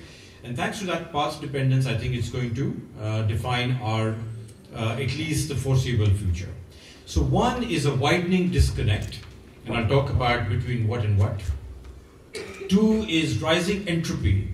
And entropy is, as you know, a concept from physics, but the early economists talked about entropy as well. And the 3rd is a world of risk. Right? So the widening disconnect. Now, what are the widening disconnects that we are talking about? One is between the needs and aspirations of a growing population, a young population, versus the atrophying state capacity. So there's a very clear asymmetry, and that this asymmetry is growing, unfortunately. The second disconnect is the arrested transformation. And Professor Rehan also spoke about it a bit earlier. He spoke about structural transformations that clearly arrested in Pakistan's case, and he's shown that very vividly. But there's a fertility transition, which is also not happening in Pakistan, which has happened successfully in many countries. And I think that's, so all these things are linked, and we'll talk about the nexus right towards the end.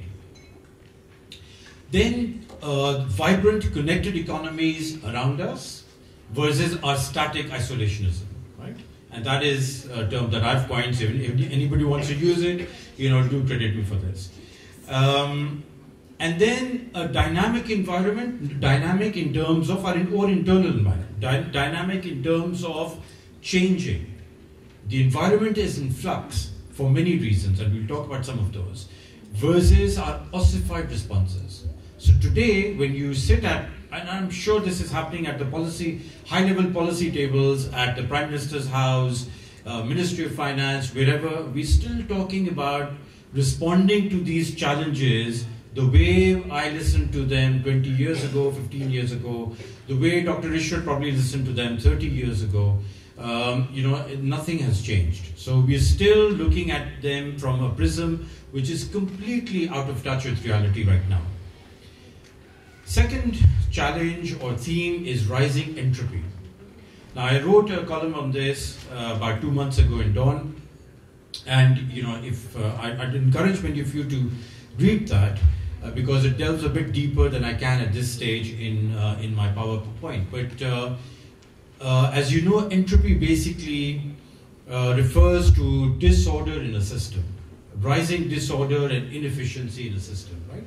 So a system's resources are employed more and more towards fighting this disorder rather than in a productive manner. And that, I think, unfortunately, if you view Pakistan as a system, then you will notice that entropy is indeed rising across the board. And this is not just in economic systems, but this is in all our systems, all our subsystems, political, institutional, economic, and social. The other thing that we've moved now, and this is largely due to the rapidly growing population, the fact that we've not had a fertility transition, is we're moving from a period of abundance to a period of scarcity. And this scarcity is going to intensify. And then I think what we need to speak about, which is perhaps related to all these things, but also a cause for many of these things, in fact a cause for most of these things, is our elite capture and the intensification of the intra-elite conflict. Because as resources become scarce, be they financial resources or natural endowments or any other form of resource, then we can imagine in a country like Pakistan, intra-elite conflict will rise. And I think we are seeing manifestations of that as well. In fact, I think what's happened in April and post-April this year is perhaps also an embodiment of intra-elite conflict. The third theme is a world of risk, right? And there's no escaping the fact that, Haroon spoke eloquently about geopolitical risks. And I think they're very clear. I don't need to get into these, but very quickly, some of the things that are happening geopolitically that are going to affect Pakistan are already affecting Pakistan. One is the reversal of globalization. Two is the rise of ethno-nationalism. And largely, I think, and the third, of course, is the challenge to what the US likes to call a rules-based world order, which is, of course, following the rules laid down by the US. That rules-based world order is being challenged, and therefore there is rising tension, not just in the region, but across the globe.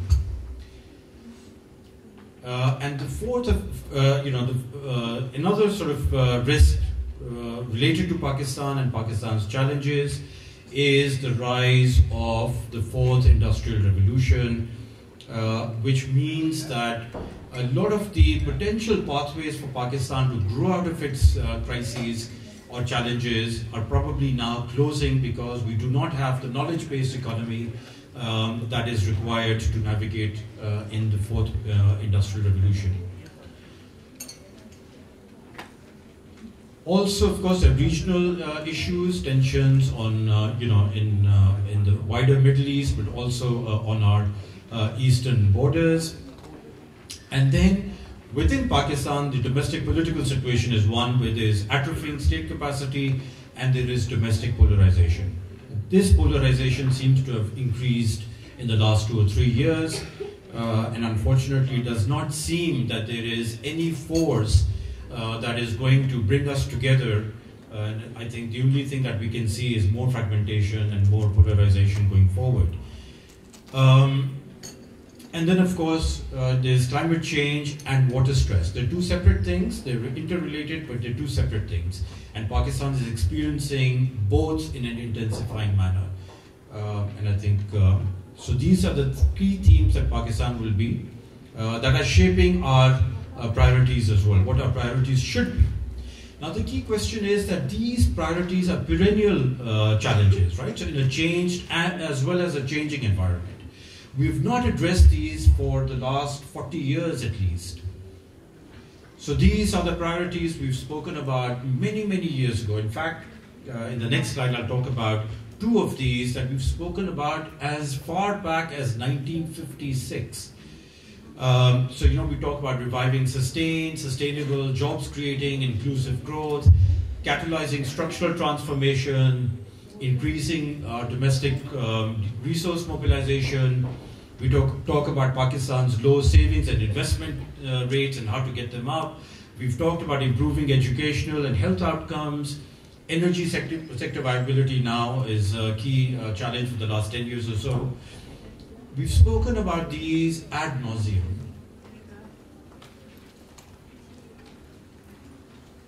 Right? And these challenges have, while recognized, they've remained largely, in fact, almost completely unaddressed for a long time. So if I give you 2 examples, on the tax side, so just give me a quick second.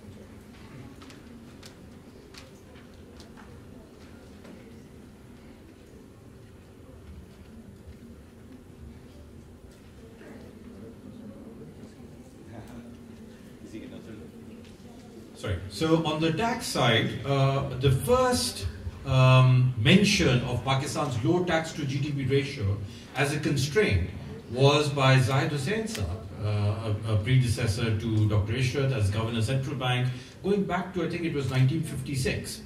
And then in 1981, Pakistan had the Qamarul Islam Commission report. Even earlier, 1972, Zulfikar Ali Bhutto Saab created a secret special commission on tax reforms. Then 1981 came the Qamarul Islam Commission report. And then we had in the 1990s various efforts to tax reform. 2013 or 14, I think it was, when we formed another tax reforms commission. And none of these, I mean, they've diagnosed the problem, but unfortunately none of these made headway in terms of implementation. Similarly with education, we go back and we see that from the 1980s onwards, we've been talking about education reform. And then post 2010, post 18th Amendment, we inserted Article 25A into our Constitution, where we spoke about universal access to education, guaranteeing that as a constitutional right, and unfortunately we still see that we've not made too much headway in this area as well. So the priorities have been quite well defined. So when we talk about these priorities, I don't want to regurgitate and repeat these because they're not being implemented.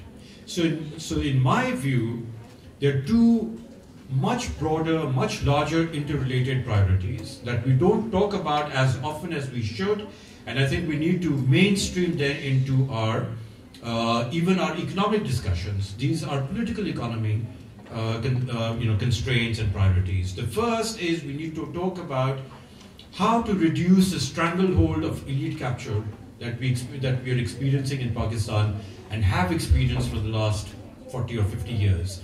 Now, this is a very difficult thing. Pakistan is not unique in this sense. There are many other countries in a similar position, be it Lebanon, be it Argentina, for example. They've not managed to get rid of their elite capture. It's intensified over a period of time. So it's easier said than done, but I think this is something we need to talk about.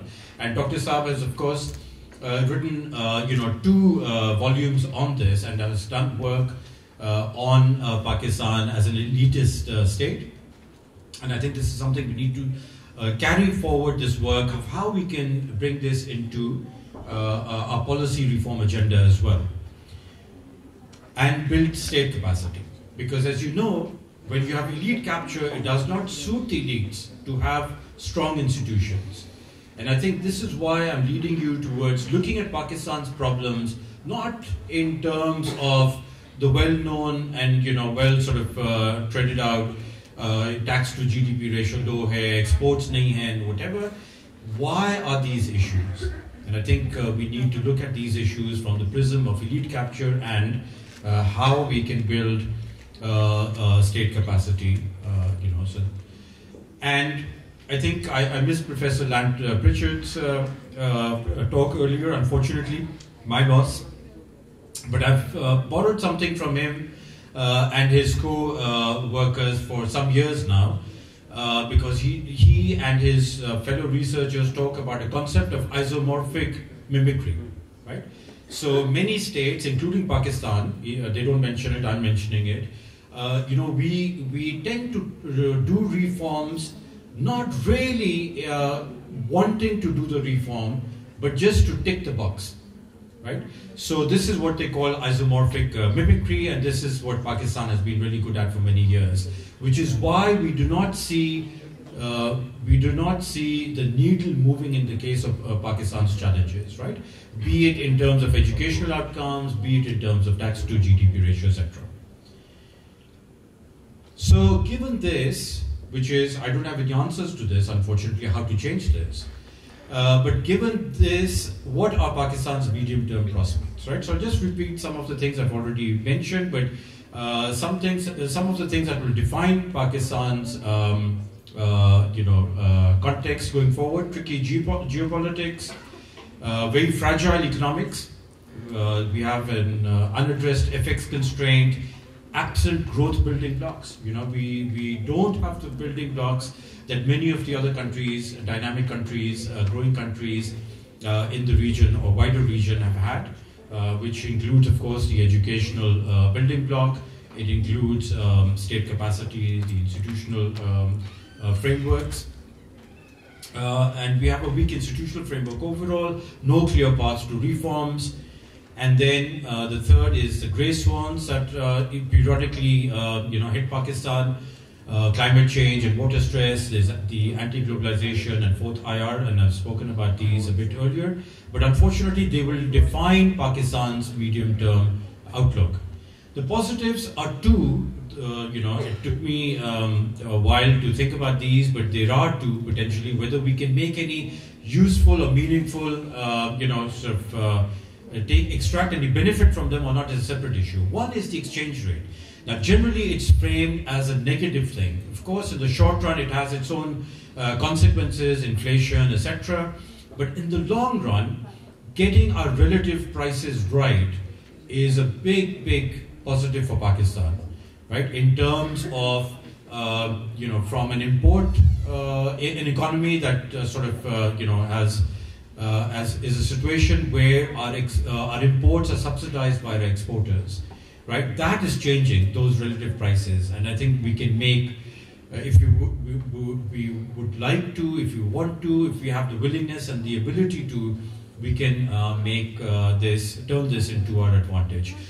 The other is CPEC Phase 2, but I have a question mark against that, and I think Harun also alluded to this, whether we're really able to leverage CPEC, and we have not been able to do so far, and for the reasons that I've mentioned earlier.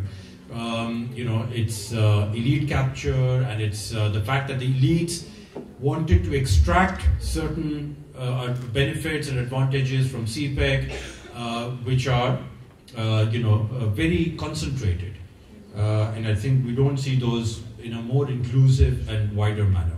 So given this, I think there are two possible paths for Pakistan, right? One is the hopeful path, but it's not as hopeful as you're thinking. It's a somewhat hopeful path. And that is that we can just muddle along the way we have been for the last 30 years or so, and no big accident will happen, right? The world order will not change dramatically to our disadvantage, and I think that's why I said it's quite actually, it's not somewhat hopeful, it's quite hopeful actually, that things will not change and no big accident will happen and Pakistan will just continue to muddle along. The other path is the more likely path, unfortunately, which is where our inertia and our no reform scenario will take us, and that's a very stark path. And I don't want to, my intention was not to depress anyone, but we have to be honest and we have to be truthful, because recognizing your problems is the first step towards solving those problems. And I think you people, of course, are a large part of, not the problem, I think the problem is probably Harun and myself, and I wouldn't allude to Dr. Ishrat, out of respect, but I think our generations have been part of the problem. You people are part of the solution.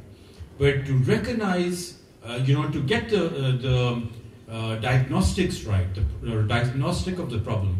Now the problem is not that we have low exports. We know that. We've had low exports to GDP for the last 40 years. The problem is, why do we have this?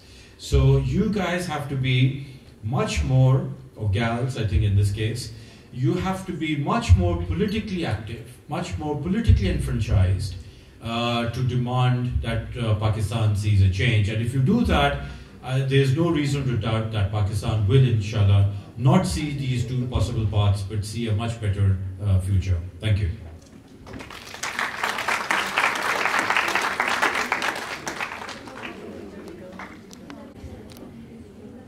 Thank you, Saqib, and I think you reinforced the point that I have been trying to make, that, and which Quaid-e-Azam made at the very beginning of the independence of Pakistan, that how can Pakistan develop if you leave behind half the population of Pakistan? So I'm sure that a large chunk of our problems and a major burden of our problems can be lifted if we mainstream the women of Pakistan into decision making, into political processes, into economic processes, into better social and environmental processes as well. So we have to leave this auditorium with a sense of commitment that each of us in our own capacities is going to try and do this and play our part. So you can add another bullet to your medium-term prospects, and that is the women of Pakistan. So that will really make your presentation very hopeful. Okay, last but not least, we have our final presenter, Dr. Waqar Ahmed, who's the Joint Executive Director of the Sustainable Development Policy Institute. And despite being not in very good health, he has promised to deliver to his commitment, and we will be hearing from him on sustainable development through a sub-national lens. What is sub-national? Can anyone volunteer? What do you understand by sub-national? Anyone? Raise your hand. यही मसला है ना, आप में से किसी के अंदर हिम्मत नहीं है इस बात का जवाब देने की। कहां से हिम्मत आएगी? कोई डोनर आकर देगा? क्या मतलब है सब नेशनल का? बोलें। I'm not going to let him start speaking unless somebody gives me an answer. So if you want to leave this room after hearing Dr. Waqar, you have to answer me. Bushra, आप मुझे बुला लें थोड़े दिन के लिए, मैं सबको ठीक कर दूंगी। You see, Dr. Ishrat also tries to unshackle this kind of reserve that our young females have. देखिए, हमने आपके सामने अपने दिल खोले, सारे पाकिस्तान के मसले बयान किए हैं, आपको इतना इंसेंटिव दिया है, इतनी मोटिवेशन दी है और सच भी बताया है, तो आप कम से कम इतना तो वापस दे सकते हैं ना कि एक छोटा सा सवाल मैं आपसे पूछ रही हूं, क्योंकि अब वो शुरू हो जाएंगे और अगर उन्होंने नहीं एक्सप्लेन किया सब नेशनल, तो आप सोचते ही रहेंगे कि ये सब नेशनल किस जानवर का नाम है जी। It's just a guess, as in whole community के different parts nation को मिला के। नहीं, कम्युनिटी से इसका ताल्लुक नहीं है। नेशनल के बाद क्या आता है भाई? पाकिस्तान में क्या है? 4-5 provinces. See, this is the problem. You have to read, you have to let the knowledge sink in. यहाँ बैठ के और भाषण सुनने से कोई फायदा नहीं है जब तक कि आपको सही टर्मिनोलॉजीज नहीं पता। सुबह से नॉलेज इकोनॉमी की बात हो रही है, तो नॉलेज को आप कम से कम हाथ खोल के अडॉप्ट तो करें ना। अच्छा, okay, Dr. Bushra was my PhD student, so she knows that I can be very strict as far as knowledge is concerned, and the reason I'm saying this is because you're very privileged. आप सोचे उन बच्चों का जो पानी में बैठे हुए हैं पाकिस्तान में, जिनके पास कोई स्कूल जाने का कोई माहौल नहीं है, और यहाँ बैठ के आप अपने जहन पे इतना जोर नहीं डाल सकते जो वहां तरस रहे हैं स्कूल जाने के लिए। So please do not deny yourself the wealth of knowledge. Learn to be seekers of knowledge and try to serve Pakistan after that. इस तरह के एटीट्यूड से तो कुछ नहीं बनने वाला, फिर तो हम वहीं के वहीं रहेंगे। Okay, sorry Dr. Vakar, but this was also very necessary. So now I invite you to deliver your talk on sustainable development through a subnational lens. Now you don't have to explain what subnational means. Thank you. Observer, thank you so much. Always an inspiration listening to you, and I'm very glad that you are chairing this session. My sincere apologies that I can't be with you in person. I had a minor surgery last evening, but really want to be here given the kind of panel which was set by Dr. Bushra, and I must thank Dr. Bushra Yasmi and her team and the wider set of organizers for bringing us together. Very happy to see Dr. Ishrat Saab, Harun Saab, Dr. Salim, Saqib Shami Saab. While I was listening to them, I was noticing that I have had the rare honor and the privilege of working with each one of them at some point in my career, and really privileged for that opportunity. I must also add that due to teachers such as Dr. Alia and Dr. Bushra and others, we at STPI benefit greatly from the resource at Fatma Jinnah Women University. We have 5 members of our team at STPI who are graduates of Fatma Jinnah Women University. So this is an institution that we are really proud of. I do understand that it's been a very long day, so I'll keep my presentation very short, but can't wait to get my hands on the video recording of this so that we can disseminate it more widely. So much lessons by everyone for our wider policy community over here. So subnational, as Dr. Saib has already said, it's about provinces. It's about the second tier of the government. It's about the third tier of the government, the provincial governments, the local governments, right? And one of the good things that has happened to Pakistan in recent years has been actually a devolution in many areas. So at least the provinces are starting to think about their own development plans. They are having to think about where the resources will come from. They are having to think about Vakar, please, if you could put on your camera, if it is okay with you. Certainly. I'd shut it out just because of the bandwidth. Right. So just want to take you very briefly into these 3 or 4 main areas. One is the provincial context and the sustainable development goals. As many of you are being taught about these goals, Dr. Alia talked about this in her presentation as well. Economic and distributional context around SDGs. The fact that we need more empowered local governments to deliver on SDGs. Sectoral policy actions that are required by provincial governments, and some recommendations going forward. So currently, as the provincial context stands, most of the SDGs are provincial subjects. So while the federal government can help the provinces in terms of policy or macro level plans, provinces must design their own interventions and implement their own interventions in the sectors which are devolved. Now, around this autonomy which was given to the provinces, the good news is that provinces have made very good progress on the legal changes which were required to devolve the development action. So we have a very strong ownership in the parliament as well as the SDGs task forces in provincial assemblies who have done the hard work of actually legislating the subnational laws which were required to empower their respective governments. Having said this, SDGs are also the foundations of medium-term development plans which have been framed by provinces. So Sindh Growth Strategy, Punjab Development Plan, Khyber Pakhtunkhwa's Azm-e-Nau. So all of them take lead from the Sustainable Development Goals, which is a good thing. The only caveat here is that we tend to forget very quickly about these medium-term plans, which is not a good thing. Something which happens at a national level with 5-year plans as well.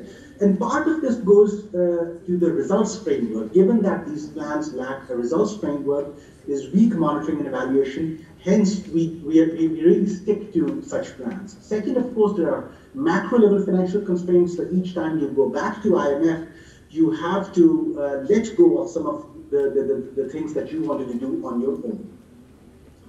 Then at a local level, there are implementation instruments. We call them things like PC1 process, things like BBB framework that we have, public-private partnerships. Now we have blended finance framework.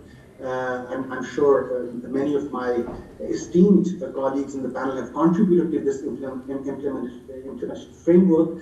However, the understanding around these instruments is fairly weak, which is why one doesn't see that the planning cycle is fulfilled, and we rarely see PC files coming out wherein learning can gradually develop, and we can refine our approach towards implementation of SDGs going forward.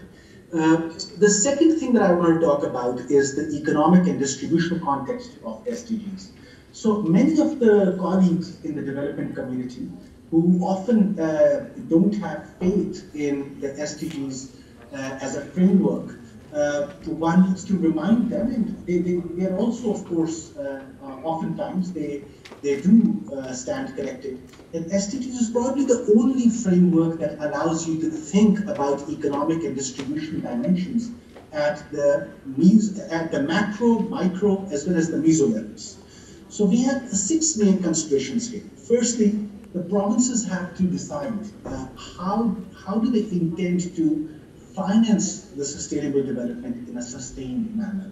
While we do see some such discussion at a province level, at a provincial level, such discussions are limited due to the heavy reliance on the second thing, which is federal transfers or the divisible pool. So the own source revenues of the provinces or the provincial contributions to things like tax revenues is gradually increasing, but not at a level which one can really say can sustain the SDGs expenditures. We have also noticed this year that macro changes such as volatility in exchange rate has also disturbed the existing public investment portfolio and the appraisal around that portfolio. Given that, of course, as the exchange rate increased, a lot of mega PC1 projects had to be or will have to be revised going forward. We also note that any disruption in assistance from development partners is not matched by a local or provincial pivot. So we don't have resources. If a donor leaves, what do we do then? We have seen this, at least the priorities of 2 of the donors have changed. Their funding was diverted into Ukraine, and provinces have been struggling to really match or come up with that pivot of how they can boost it. And then, of course, whenever there are cuts in the provincial budgets owing to lack of donor assistance or lack in federal transfers, for example, shortfall in federal transfers, the way provincial budgets are cut, they lack a distribution lens. So the poorest of the poor stand to lose the most, as the experience has shown. Which brings us to another related point, which is going further below the second tier of the government and going to the third tier of the government, which is the missing local governments. I give the example here from the Khyber Pakhtunkhwa province, where now the Local Government Amendment Act of 2019 has devolved these activities from provincial level to local level. So now it is the local governments who are responsible for primary and secondary education, social welfare, youth affairs, agriculture, livestock, infrastructure services, etc. So which now actually means that these local governments in over 30 districts and 127 tehsils would really need to step up the effort if they have to really deliver on the new Local Government Act of the Khyber Pakhtunkhwa government. And as we stand today, none of the local governments at the moment, we call them TMAs, Tehsil Municipal Administrations, who will have to deliver on these subjects. None of them have been able to recruit Tehsil Planning Officer, Tehsil Finance Officer, and of course other line affairs which are mentioned over here. This is going to be a tall task if local governments are now expected to deliver on SDGs. And just to give you a comparison of what has happened is that if you look at this slide, in the previous law of Local Government Act 2013 in Khyber Pakhtunkhwa, you had a district tier, then a tehsil tier, and then village councils. But now under the new local government law, which has to deliver on these subjects, there is no district tier. The district tier has been eliminated in the new local government law in KP, and now it is the tehsil local government and the metropolitan corporations or cities who will have to deliver. And it will be the assistant commissioner who will be the principal accounting officer. And then there'll be village council and neighborhood councils for the urban areas. So a lot of heavy lifting in terms of delivery on SDGs, which tehsil governments will have to do at a local level going forward. Now the intent is not bad. If one can really step up the capacity building of these local governments, and a lot of those macro level civil service reforms which Ishrat Saab had advised us about, many of them may have to be very quickly implemented at a very, very local level going forward. Now, apart from this, provinces also have this responsibility of sectoral policy actions. So while we have talked about devolved subjects, the natural question arises that have provinces come up with sector plans for each of the devolved subjects? So for example, the answer varies actually. In most of the provinces, all 9 departments haven't had the time or the capacity to develop or furnish these sector plans. So in case of KP, going back to the same example, only education department has a sector plan, and we are trying to motivate the other departments to have a sector plan of their own if they have to deliver on Agenda 2030.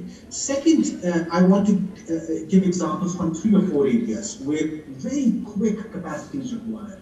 The flash floods and the rains have reminded us about the haphazard urban development. Again, a provincial and a local subject, a subject which cross-cuts with a lot of SDGs, and the realization that a provincial urban policy was necessary is currently not there. We try to motivate the provinces. Most of them now have very vibrant urban units, which should be empowered to have provincial urban policies going forward. Then, of course, the floods also reminded us about the lack of respect or lack of regard for land use and building control. Again, while it is a TMA function, but something whose compliance has to be ensured by the provinces.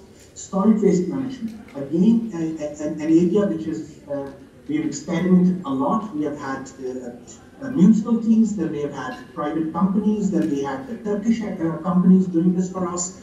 But somehow or other, going forward, we need to have models of our own, and one of the more successful models that I currently talk about, it's indigenous, it's homegrown, and comes from Akhtar Hamid Khan's effort. And I think we have also been able to successfully implement it in Islamabad's B17 sector, in Mardan, in parts of Karachi. And I think that's the kind of sector that solid waste management response we have to go towards. I'm just emphasizing this because SWM has a large focus when it comes to circular economy. It has a large focus with health, our health budgets. If we can just improve this aspect of ours, it will really reduce the investment, the public investment that we're spending on many of our curative and preventive areas. Finally, one thing again that the floods remind us is about climate change adaptation plans. Again, these are those SDGs which have been neglected. Even in the provincial priority SDG list for all the 5 federating units, you don't find climate change in the priority list. It's there. They talk about it, but we haven't had district level climate change adaptation plans despite of all the big push. And I think it's really, we're running late because there are going to be floods again next year. And unless we have climate resilient policies, climate resilient action towards SDGs, we'll be on the losing end. Last slide. Just 4 areas that I want to leave you with. This is a good time to talk about local governments, given that in Punjab and in KP, there's a big push from the political part, from within the political parties, as well as those potential candidates who are around. So happy to see a lot of push in these 2 provinces. I'm sure other provinces will also move forward. But just having local governments is not good. We have seen that in KP, local governments have been around for almost a year now with no financing going to them. So they need to be financed. KP has just asked for overdrafts, but there's no share in that overdraft for local governments. So if you're expecting local governments to deliver on SDGs, you will have to finance them. Second, all local governments, according to the local government law in Punjab and KP, need to have medium-term development plans. They should be starting right now for 3-year development plans, which have been asked from them by the law. And having SDGs in place, having a localization in place, having VNR in place should not take them much time. And of course, development support is also available. Last point, of course, it's the capacities. Capacity at local tier of public sector will require sustained action. We have had almost 10 years, almost a decade of devolution now to raise capacities at provincial capitals, which are decent now. But we probably need to now support our local governments as well with the same zeal and effort going forward, including the M&E function around public investments. I can tell you from Punjab and KP that at a very, very local level, PC1s are approved without a form. Rather, PC1s are being approved on a WhatsApp message. We don't want this kind of haphazard SDGs planning and delivery at a local level. So thank you very much, Chair, and it's back to you. Thank you, Dr. Waqar, and a special note of appreciation that you kept your commitment to Fatma Jinnah Women University despite your surgery and delivered such an important lecture on how to localize SDGs, how to finance SDGs, and how to build the capacity to deliver on SDGs. So I think that since we are already running late, we have been extremely fortunate, I think, that we have had the privilege of listening to very diverse topics, and at least I feel very enriched by all the knowledge that has been transferred, and I hope that the students sitting in this hall also recognize the value of this knowledge that they have gained from just sitting in this hall since the morning. And again, I will say that the conference organizers have really put their heart and soul into curating or constructing this program, and all right, it is a bit strenuous. You still have one more session to go, and two of the session chairs are actually waiting, so I will not stand between you and more knowledge for the moment. And I thank all our esteemed panelists who gave their time and their knowledge and experience and true feelings about Pakistan, because to expose yourself and your vulnerabilities is not easy. However, I think I want to pay tribute to all the panelists that they spoke the truth about Pakistan, because unless we have the courage to confront the truth through statistics, through narrative, through dialogue, we will not be able to sort out ways to tackle the problems. And on each of us lies an individual responsibility to make it a better Pakistan, not just for ourselves but for the future generations, because that is how the intergenerational transfer of knowledge builds economies. So thank you very much to all of you.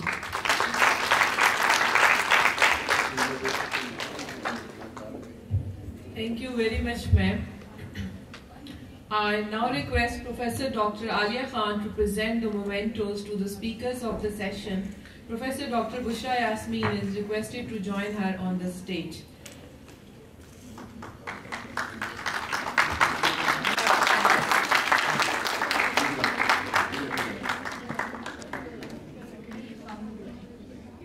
Sir, please.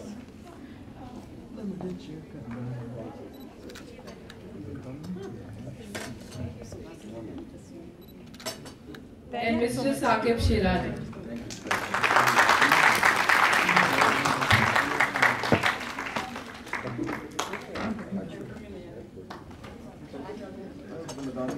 Thank you. I should want to congratulate you for this conference. Sir, kindly. I request Dr. Ishrat Hussain to please present souvenir to Professor Dr. Alia Khan. मैं आ रही हूँ आपके पास।